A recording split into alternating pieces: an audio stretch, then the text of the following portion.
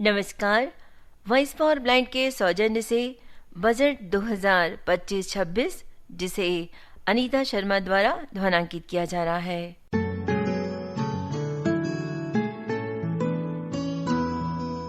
Budget 2025-26 पर एक नज़र। बजट 2025-26 1 फरवरी 2025 को लगातार 8वीं बार वित्त मंत्री निर्मला सीतारमण द्वारा प्रस्तुत किया गया।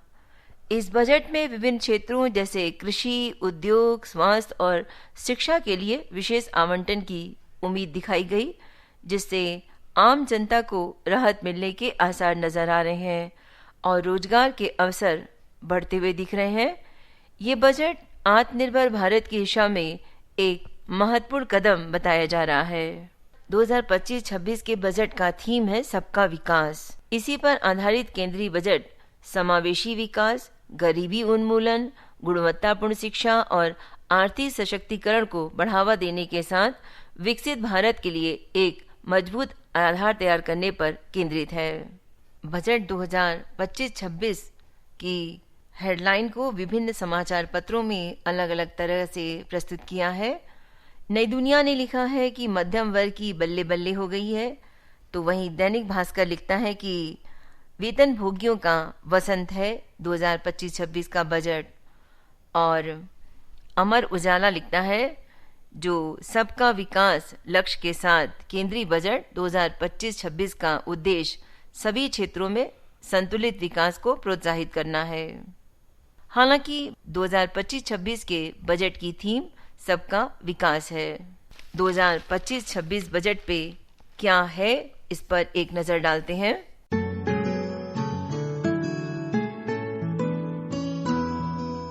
दो 2025-26 के बजट में कैंसर में राहत दी गई है, जिसमें कैंसर की दवाएं सस्ती होंगी और हर जिले में डे केयर सेंटर खोला जाएगा। एससी व एसटी महिलाओं को सरकार 2 करोड़ तक का कर्ज देगी। शुरुआत में ये लोन 5 लाख महिलाओं को मिलेगा।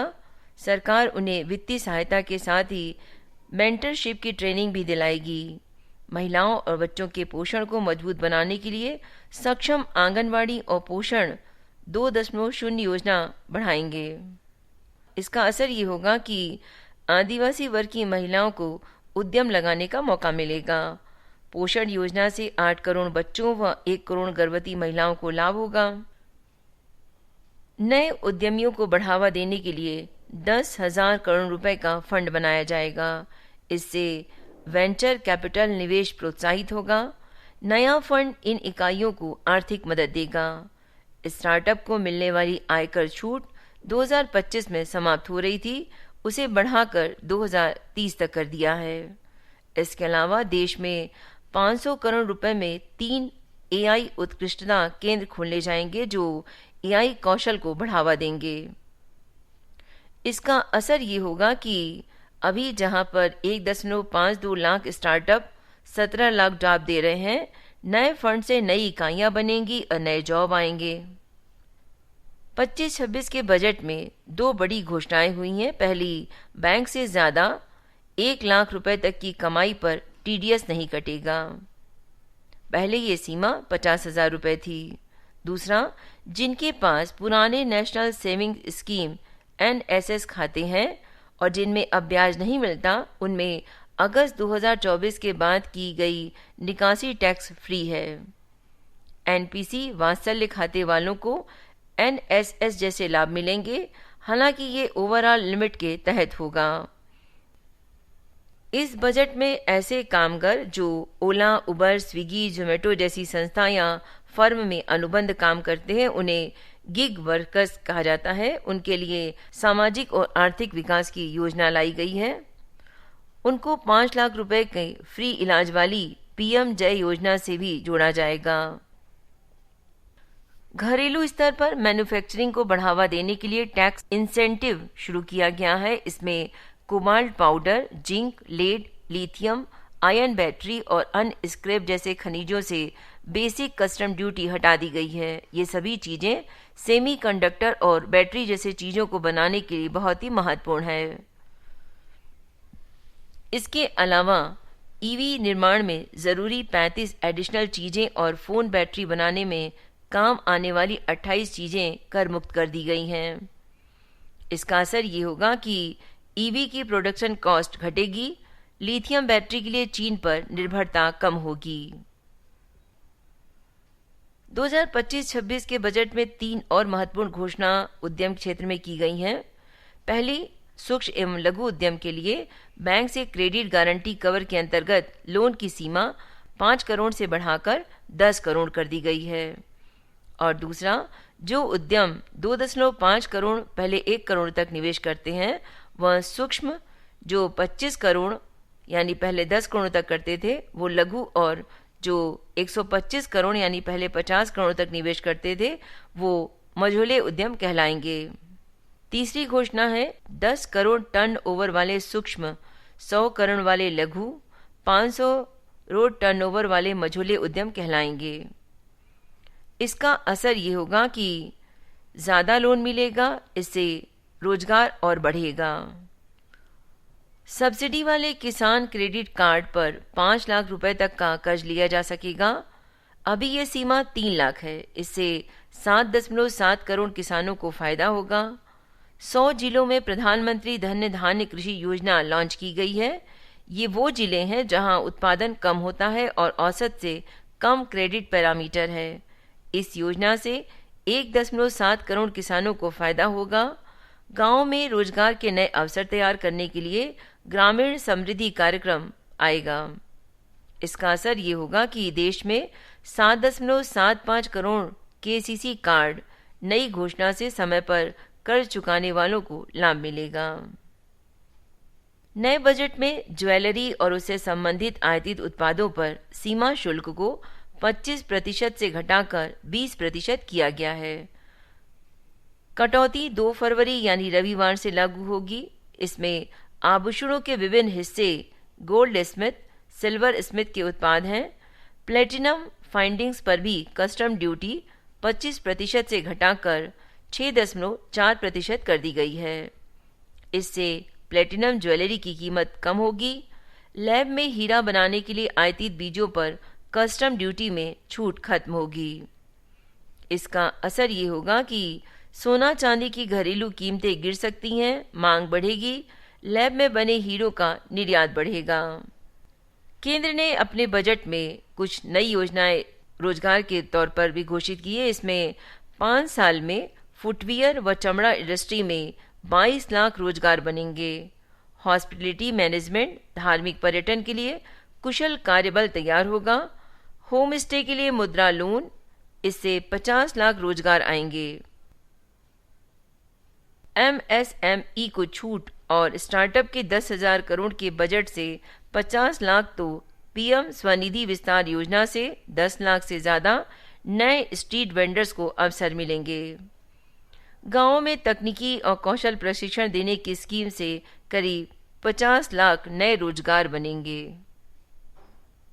बीमा सेक्टर में अब 100% प्रत्यक्ष विदेशी निवेश हो सकेगा। पहले यह सीमा 74% थी। हालांकि इसके साथ एक शर्त भी जोड़ी गई है, वो ये है कि सीमा उन्हीं निवेशकों पर लागू होगी जो अपना पूरा प्रीमियम भारत में निवेश करेंगे। वित्त मंत्री के इस ऐलान के बाद LIC, HDFC life new insurance, SBI life के शेयर 3% तक उछल गए। इसका असर ये होगा कि बीमा सेक्टर में भारी पूंजी आएगी, नए रोजगार बनेंगे, प्रतिस्पर्धा बढ़ने से बीमा प्रीमियम सस्ता होगा। 2025-26 के बजट में किराएदारों को 40,000 सस्ते घर देने का आह्वान किया गया है। ये घर उन लोगों को दिए जाएंगे जो अपार्टमेंट खरीदने के लिए लोन ले चुके हैं, लेकिन अपार्टमेंट तैयार नहीं होने के चलते अभी किराए के घर में रह रहे हैं। ये पहल विशेष window for affordable and mid income housing scheme का हिस्सा होगी। इसके तहत 1 लाख सस्ते घरों के निर्माण के लिए 15,000 करोड़ रुपए का फंड तैयार होगा। इसका असर ये होगा कि इस योजना के तहत देश में करीब 1.18 करोड़ घर मंजूर हुए हैं, जिन्हें अब गति मिलेगी।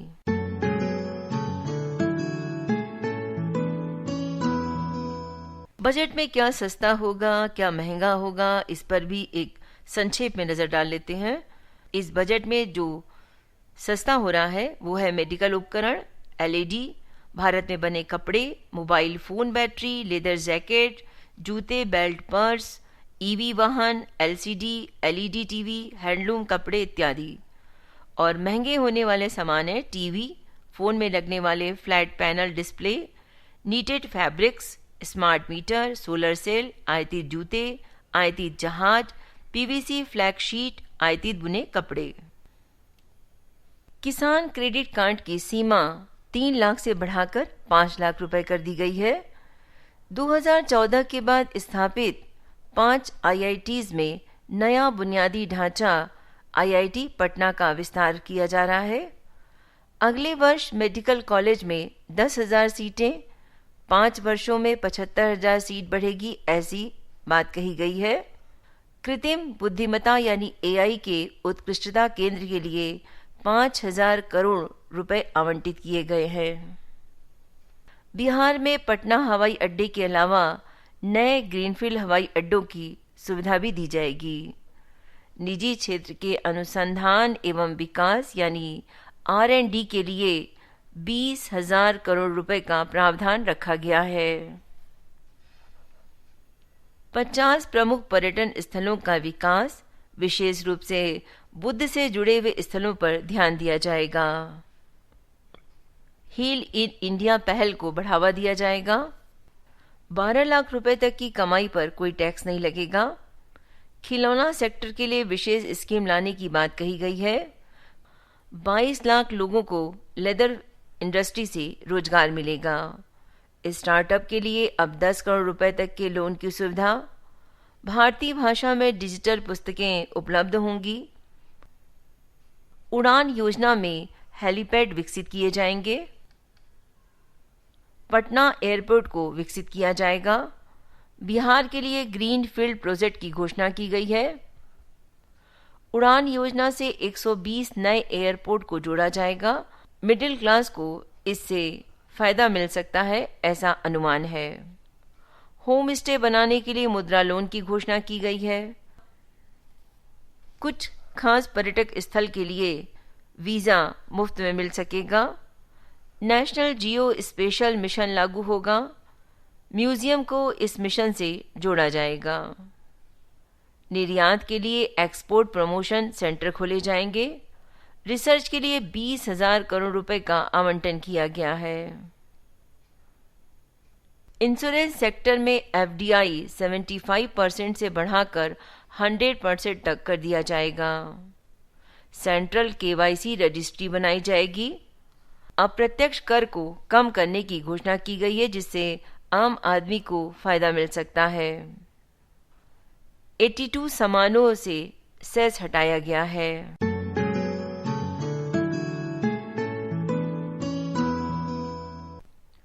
बजट में केंद्रीय वित्त मंत्री निर्मला सीतारमण ने नई कर व्यवस्था का ऐलान किया है। अब 12 लाख रुपए तक की सालाना आय पर कोई टैक्स नहीं देना होगा। 25 लाख रुपए की वार्षिक आय वाले लोगों को टैक्स में 1,10,000 रुपए का लाभ मिलेगा। 18 लाख रुपए की वार्षिक आय वाले व्यक्ति को टैक्स में 70,000 रुपए का लाभ होगा। सरकार ने बजट में किसान क्रेडिट कार्ड की लिमिट को 3 लाख रुपए से बढ़ाकर 5 लाख रुपए तक करने का ऐलान किया। देश भर में 7.7 करोड़ किसानों, मछुआरों और डेयरी किसानों को इसका सीधा लाभ मिलने की संभावना है। केंद्र सरकार ने यूरिया उत्पादन में देश को आत्मनिर्भर बनाने की योजना बनाई है। सरकार 3 यूरिया संयंत्रों को दोबारा शुरू करेगी। इसके अलावा असम में 12.7 लाख मैट्रिक टन की वार्षिक क्षमता वाला एक यूरिया प्लांट भी स्थापित किया जाएगा। इससे किसानों को यूरिया की किल्लत से नहीं जूझना पड़ेगा। वहीं यूरिया का आयात घटाने में भी मदद मिलेगी। सरकार ने 10 लाख तक के शिक्षा ऋण पर से टीसीएस को हटा दिया है। इसके अलावा किराए पर वार्षिक टीडीएस सीमा 2.4 लाख रुपए से बढ़ाकर 6 लाख रुपए करने का ऐलान किया है। वहीं सीनियर सिटीजन के लिए कटौती की सीमा 1 लाख रुपए कर दी गई है। पहले ये सीमा 50,000 रुपए की थी। सरकार दलहनों में आत्मनिर्भर का मिशन शुरू करेगी। तुअर, उड़द और मसूर पर मुख्य फोकस रहेगा। आत्मनिर्भर दलहन मिशन 6 वर्षों के लिए होगा। केंद्रीय एजेंसियां नेफेड और एनसीसीएफ अगले 4 वर्षों तक किसानों से दालों की खरीद करेगी। इस योजना से दलहन पैदावार को बढ़ावा देने के अलावा कीमतों को भी काबू करने में मदद मिलेगी। वित्त मंत्री सीतारमण का कहना है कि केंद्रीय बजट 2025-26 के कुछ उत्पादों में 5% कस्टम ड्यूटी में कटौती होने से कैंसर और कई घातक बीमारियों की जीवन रक्षक लगभग 36 दवाइयां सस्ती होंगी। इसके अलावा आयातित कारें और कुछ एक प्रकार की आयातित मोटरसाइकिलों के दाम भी कम हो जाएंगे।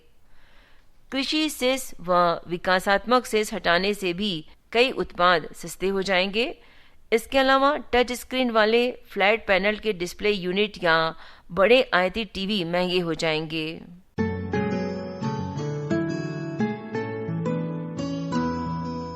इस बजट में सरकार ने बिहार का विशेष ध्यान रखा है।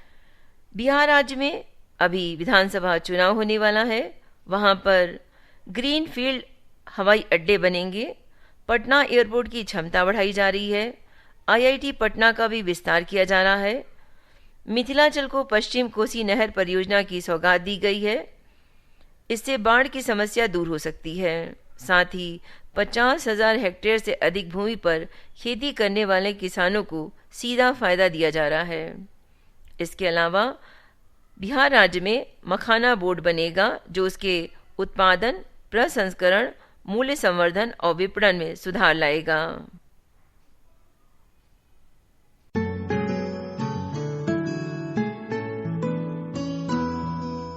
दो 2025-26 के बजट में जन विश्वास 2.0 के तहत 100 कानूनों को मोदी सरकार खत्म करेगी।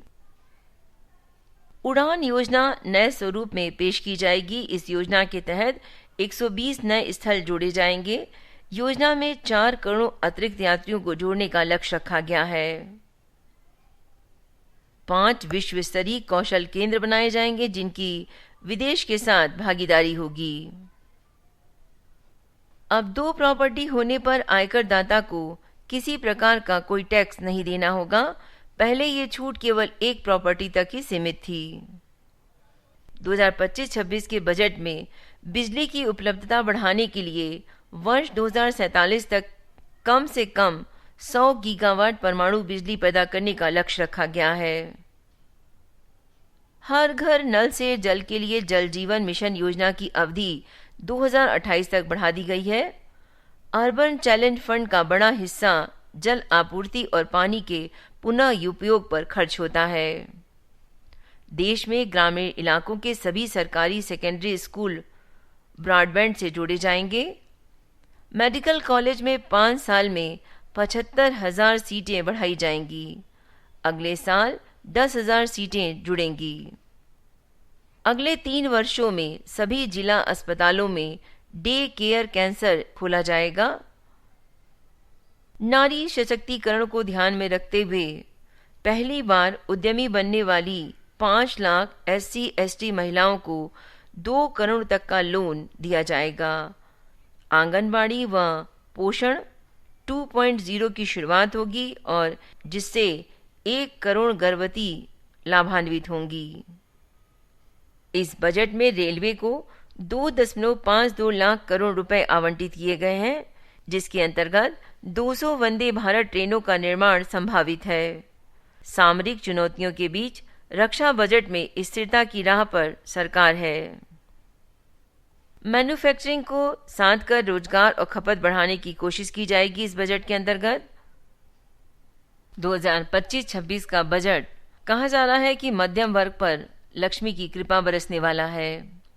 हालांकि मध्यम वर्ग को आयकर में राहत देने पर दिल्ली के विधानसभा चुनाव में इसका असर देखा जा सकता है। वित्त मंत्री निर्मला सीतारमण ने जब 25-26 का बजट पेश किया तो उसमें खेलो इंडिया को सबसे ज्यादा फायदा हुआ। खेलों के लिए आवंटन में 351.98 करोड़ रुपए की भारी बढ़ोतरी की घोषणा की गई है, जिसका सबसे बड़ा हिस्सा खेलो इंडिया कार्यक्रम को मिलेगा। 2025-26 के बजट में रेलवे को बेहतर बनाने के लिए सरकार के प्रयासों को जारी रखा गया है। इसके लिए 2.52 लाख करोड़ रुपए आवंटित किए गए और 17,500 सामान्य कोच, 200 वंदे भारत और 100 अमृत भारत ट्रेनों के निर्माण जैसी परियोजनाओं को मंजूरी दी गई है। इस बजट में 4.6 लाख करोड़ रुपए की नई परियोजनाएं शामिल की गई हैं, जिन्हें 4 से 5 वर्षों में पूरा किया जाएगा। रेल मंत्री के अनुसार 31 मार्च तक रेलवे जो एक और बड़ी उपलब्धि हासिल करने जा रहा है वह है हमारी माल ढुलाई क्षमता। 31 मार्च तक 1.6 बिलियन टन माल ढुलाई का लक्ष्य हासिल कर लेंगे और चीन के बाद दुनिया में दूसरा सबसे बड़ा माल ढुलाई करने वाला रेलवे नेटवर्क बन जाएगा। इसके अलावा इस वित्त वर्ष के अंत तक 100% विद्युतीकरण हासिल करने जा रहे हैं। रेल परिचालन की सुरक्षा में निवेश पर सरकार की प्राथमिकता को रेखांकित करते हुए रेल मंत्री वैष्णव ने कहा कि इसके लिए आवंटन 1.08 लाख करोड़ रुपए से बढ़कर 1.14 लाख करोड़ रुपए कर दिया गया है। अगले वित्त वर्ष में इसे और बढ़ाकर 1.16 लाख करोड़ रुपए किया जाएगा। केंद्रीय बजट में सुरक्षा संबंधित व्यय और नक्सल प्रभावित क्षेत्रों के लिए विशेष बुनियादी ढांचा योजना के लिए 3,481.27 करोड़ आवंटित किए गए हैं, क्योंकि केंद्र ने नक्सली समस्या को खत्म करने के लिए मार्च 2026 का लक्ष्य रखा है। गौरतलब है कि आम बजट के जरिए सरकार ने यह भी दिखाया है कि मौजूदा अनिश्चितता के दौर में उन सुधारों पर ज़्यादा ध्यान देना चाहिए जो दीर्घकालीन तौर पर असर डालते हैं। ऐसे में ईज ऑफ डूइंग बिजनेस के लिए ज़मीनी तौर पर कुछ कदम उठाए गए हैं।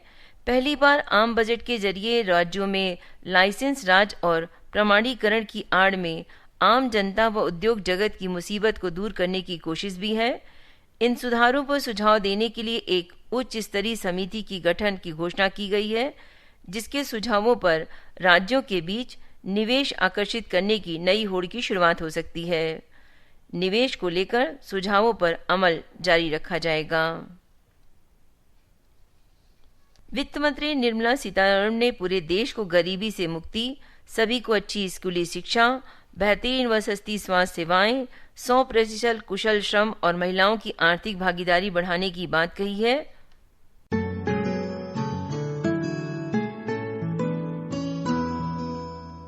केंद्र सरकार ने बजट 2025-26 में देश के गिग वर्कर्स और ऑनलाइन प्लेटफॉर्म से जुड़े कर्मचारियों के लिए एक बड़ी घोषणा की है।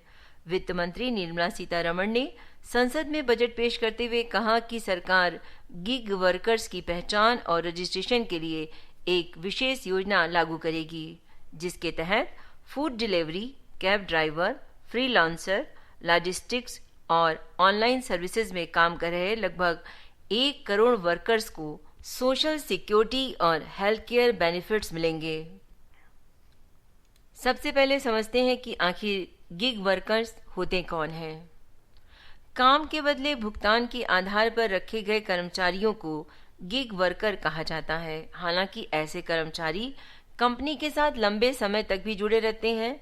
इसमें स्वतंत्र रूप से कॉन्ट्रैक्ट पर काम करने वाले कर्मचारी, ऑनलाइन प्लेटफॉर्म के लिए काम करने वाले कर्मचारी, ठेका फर्म के कर्मचारी, कॉल पर काम के लिए उपलब्ध कर्मचारी और अस्थायी कर्मचारी शामिल होते हैं। बजट 2025-26 में गिग और ऑनलाइन प्लेटफॉर्म वर्कर्स को सरकार द्वारा पहचान पत्र और ई श्रम पोर्टल पर रजिस्ट्रेशन की सुविधा दी जाएगी। इसके साथ ही उन्हें प्रधानमंत्री जन आरोग्य योजना के तहत स्वास्थ्य बीमा की सुविधा भी मिलेगी। इसका सीधा लाभ लगभग 1 करोड़ गिग वर्कर्स को होगा।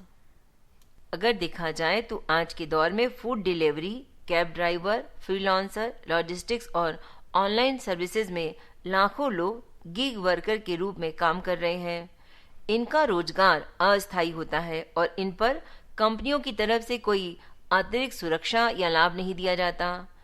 इसी के मद्देनजर सरकार ने गिग इकोनॉमिक के कर्मचारियों के लिए महत्वपूर्ण फैसला लिया है। ये योजना मुख्य रूप से फूड डिलीवरी एग्जीक्यूटिव्स जैसे Zomato, Swiggy, cab driver, Uber, Ola, freelancer, content creators, logistic staff और अन्य जुड़े कर्मचारियों के लिए लागू होगी। गिग वर्कर्स के लिए ई श्रम पोर्टल पर रजिस्ट्रेशन होगा। ई श्रम पोर्टल पहले से ही असंगठित क्षेत्र के श्रमिकों के लिए काम कर रहा है और अब गिग वर्कर्स को भी इसमें शामिल किया जाएगा, जिससे उन्हें सरकारी योजनाओं का लाभ मिलेगा। माना जा रहा है कि सरकार का ये कदम गिग वर्कर्स के लिए एक महत्वपूर्ण कदम होगा, क्योंकि इससे उन्हें सामाजिक सुरक्षा मिलेगी और स्वास्थ्य संबंधी चिंताओं से राहत मिलेगी। इसके अलावा भविष्य में सरकार इनके लिए रिटायरमेंट योजना और बीमा सुविधाएं भी लागू कर सकती है। बजट 2025 में ये घोषणा गिग वर्कर्स के लिए एक बड़ी जीत साबित हो सकती है, जिससे उनकी जिंदगी में स्थिरता और सुरक्षा बढ़ेगी।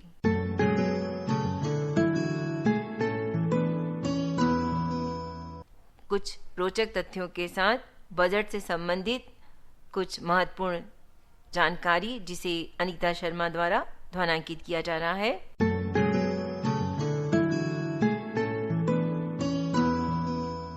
कई नई कर नीतियों के साथ भारत का पहला बजट 18 फरवरी 1860 को ब्रिटिश वायसराय की परिषद में पेश किया गया था।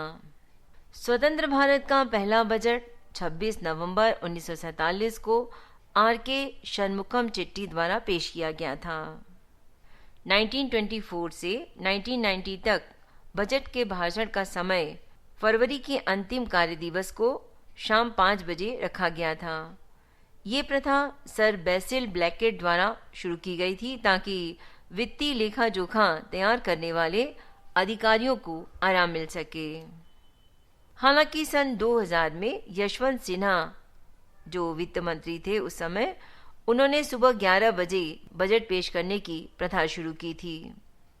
1970 में वित्त मंत्री रहते हुए इंदिरा गांधी ने अपना पहला बजट पेश किया था और वे बजट पेश करने वाली पहली महिला बनी थीं। इसके बाद निर्मला सीतारमण ने 2019 में वित्त मंत्री के रूप में अपना बजट पेश किया। वो इस पद पर रहने वाली दूसरी महिला हैं। वित्त मंत्री निर्मला सीतारमण ने 2020 में सबसे लंबे बजट भाषण का रिकॉर्ड बनाया, जो 2 घंटे 42 मिनट तक चला था। वहीं हीरू भाई पटेल ने 1977 में सिर्फ 800 शब्दों वाला सबसे छोटा भाषण दिया था। अब तक 3 प्रधानमंत्री रह चुके हैं जिन्होंने प्रधानमंत्री भी रहे और बजट भाषण दिया है, जिसमें पंडित जवाहरलाल नेहरू, इंदिरा गांधी और राजीव गांधी। 1973 और 74 का बजट ब्लैक बजट कहलाया, क्योंकि इसमें सरकार का कुल व्यय कुल आय से अधिक था।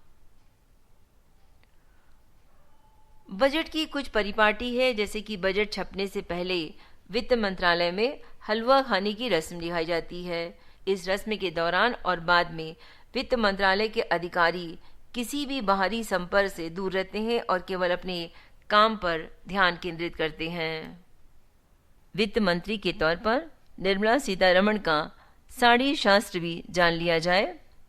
वित्त मंत्री निर्मला सीतारमण ने रिकॉर्ड 8वें बजट में मधुबनी पेंटिंग वाली साड़ी पहनी और जहां की साड़ी पहनी वहां के लिए सबसे ज्यादा घोषणाएं हुई, यानी बिहार के लिए। 2024 के बजट में आंध्र के गुट्टूर की साड़ी पहनी थी सीतारमण ने, तो आंध्र को 15,000 करोड़ रुपए दिए गए थे। फरवरी 2025 के बजट में बंगाल की सबसे बड़ी इंडस्ट्री मत्स्य पालन को बड़ा बजट दिया गया था। उस समय निर्मला सीतारमण ने बंगाल की कांथा साड़ी पहनी थी। 2023 के बजट में निर्मला सीतारमण ने कर्नाटक की इलकल सिल्क साड़ी पहनी थी, तो उस साल कर्नाटक को 5,300 करोड़ रुपए दिए गए थे। 2022 में निर्मला सीतारमण ने उड़ीसा की बोमकाई साड़ी पहनी थी, तब उड़ीसा को 12,000 करोड़ रुपए से ज्यादा की मदद दी गई थी। 2021 के बजट में निर्मला सीतारमण ने तेलंगाना की पोचमपल्ली साड़ी पहनी थी। 2021 के बजट में राज्य को 6,100 करोड़ रुपए के प्रोजेक्ट की सौगात दी गई थी। 2019 के अपने पहले बजट में निर्मला सीतारमण ने आंध्र प्रदेश की गुलाबी मंगलगिरी साड़ी पहनी थी। पहले बजट में राज्य के हथकरघा उद्योग को बड़ा बजट दिया गया था। 2020 में तमिलनाडु की सिल्क साड़ी सीतारमण ने पहनी थी। 2020 के बजट में तमिलनाडु राज्य के लिए सबसे ज्यादा योजनाओं का ऐलान किया गया था। केंद्रीय वित्त मंत्री निर्मला सीतारमण ने शनिवार को संसद में लगातार अपना 8वां बजट पेश करने के पहले वित्त राज्य मंत्री पंकज चौधरी के साथ राष्ट्रपति द्रौपदी मुर्मू से मुलाकात की। इस दौरान राष्ट्रपति मुर्मू ने शुभ कार्य के लिए वित्त मंत्री को पारंपरिक रूप से दही चीनी खिलाई। इस खास दिवस पर मधुबनी पेंटिंग वाली खास साड़ी पहनी हुई थी। निर्मला सीतारमण ने सुनहरे बॉर्डर वाली सफेद रंग की हैंडलूम सिल्क साड़ी पर मछली का पारंपरिक डिजाइन बना था, जिसे पद्मश्री से सम्मानित बिहार की कलाकार दुलारी देवी ने बनाया था और बजट के अवसर पर पहनने के लिए उन्हें भेंट की थी। साड़ी के साथ वित्त मंत्री ने जरी वाला मैरून रंग का ब्लाउज पहना था। दुलारी देवी ने कहा कि वित्त मंत्री को उपहार में दी गई साड़ी केरल के एक कला प्रेमी से उन्हें मिली थी। साड़ी पर उन्होंने काफी तन्मयता के साथ मिथिला पेंटिंग के तहत जोड़ा मछली व फूल पत्तियों को केरा था। पिछले 30 नवंबर को वित्त मंत्री एक कार्यक्रम में मधुबनी आई थी, तो मिथिला चित्रकला संस्थान में उन्हें मैनी मिथिला की परंपरा के अनुसार पुत्री की तरह विदाई देते हुए मिथिला पेंटिंग उकेरी ये साड़ी सिंदूर, चूड़ी, धान, धूप और द्रव्य देकर उनकी खोरछा यानी भराई की थी। जब उन्हें ये साड़ी भेंट की गई थी तो वित्त मंत्री से यह आग्रह किया गया था कि बजट के दिन इसे जरूर पहने।